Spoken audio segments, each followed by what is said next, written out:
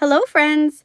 Let's read The Smart Cookie by Jory John and Pete Oswald. These days, life is sweet, but my journey wasn't always a cakewalk.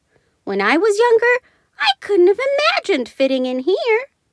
For a long time, I didn't feel comfortable speaking up or sharing my ideas. I didn't feel like a smart cookie. I wanted to be a cookie who knew all the answers, a cookie who felt confident in a group, a cookie who said, "Aha!" when solving a puzzle, like this, "Aha!" Looking back, I had some trouble in my early days. I went to school in a gingerbread house. Our teacher, Miss Biscotti, was kind and patient. When I arrived each morning, she'd wave at me and smile. But I didn't get the best grades, and I never raised my hand because I couldn't think of the answers as fast as the others, and I was the last to finish most tests. It wasn't because I didn't care, and it wasn't because I didn't try. Sometimes I'd get distracted and mess up, even though I knew the material. Those were the most frustrating moments of all. Once, I misspelled the word dough. That was rough. Another time, I added when I meant to subtract. Occasionally, we'd have a lesson where I had absolutely no idea what was happening. I just couldn't keep up. I imagined that my desk was a raft and that I was completely lost at sea, because that's what it felt like. At night, I slept in a cookie jar. I had about 6 dozen roommates. Move. You move. No, you move. No, you move. No, you move. I'd stay awake and stare out the window and worry. And it went this way, day after day after day. But then something happened that changed everything. It all started with a homework assignment. Miss Biscotti requested our attention one afternoon. "Tonight, I would like you to create something completely original," she announced. "It can be anything you want. Please bring it to class tomorrow." That was it. There were no further instructions.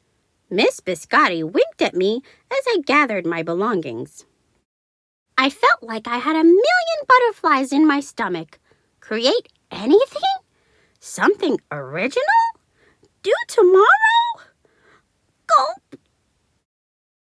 When I got home, I immediately went to work. At first, I tried a cooking project.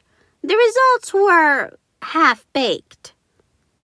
Next, I tried to hammer and nail something. It splintered immediately. Then I tried making a sculpture. It was a complete bust. I wondered if I was about to fail yet another assignment. I was stuck. I stared out the window and watched the rain hit the river. There was something mesmerizing about the water. How it moved in such a chaotic way, swirling around and around, yet ultimately figuring out exactly where it needed to go. Aha! Suddenly, I had an idea. I decided to write something original, a poem. I came up with a title based on how I'd been feeling, My Crummy Days.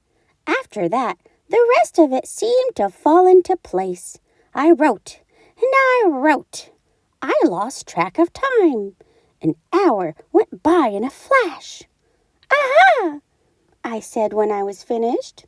I couldn't sleep that night, but it wasn't because I was worried.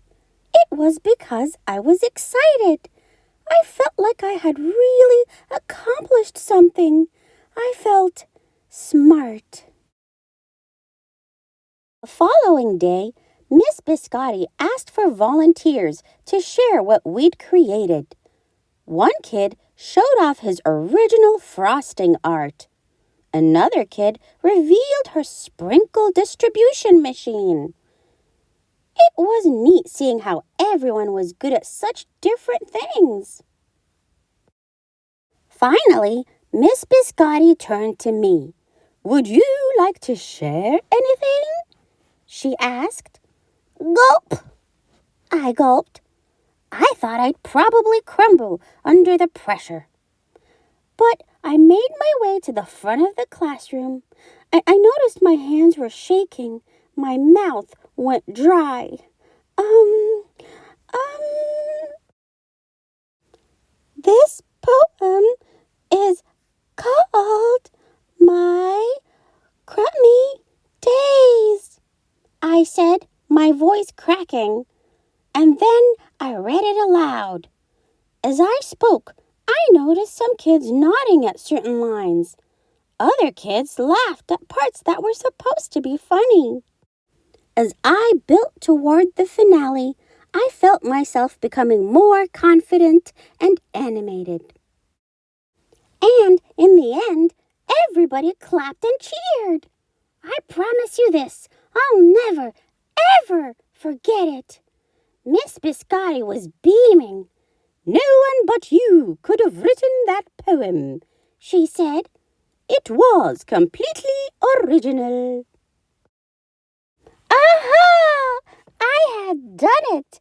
I'd created something and shared it with the world. Well, my world at least. The rest of the day was a blur. By recess, I was already planning my next poem. I would call it My Sweet Morning. Aha, I thought when I came up with the title. Later that afternoon, Miss Biscotti handed me a note. It said that I should keep on writing, no matter what. That meant so much to me. School was a bit different after that. I wasn't so scared to raise my hand or ask a question or share my work. Sure, some things still don't come as easily for me as they do for others. But now I know that you can be smart in many different ways. You don't have to have the answers to every question or suddenly be great at everything all at once.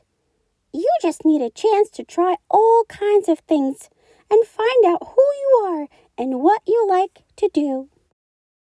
As for me, I learned that I can write and I can think up great ideas. And I've found plenty of other things I'm good at too. I no longer feel lost at sea. It's more like floating down a river. And the best part is, there's always more to learn. Because we're all smart cookies. Thanks for watching!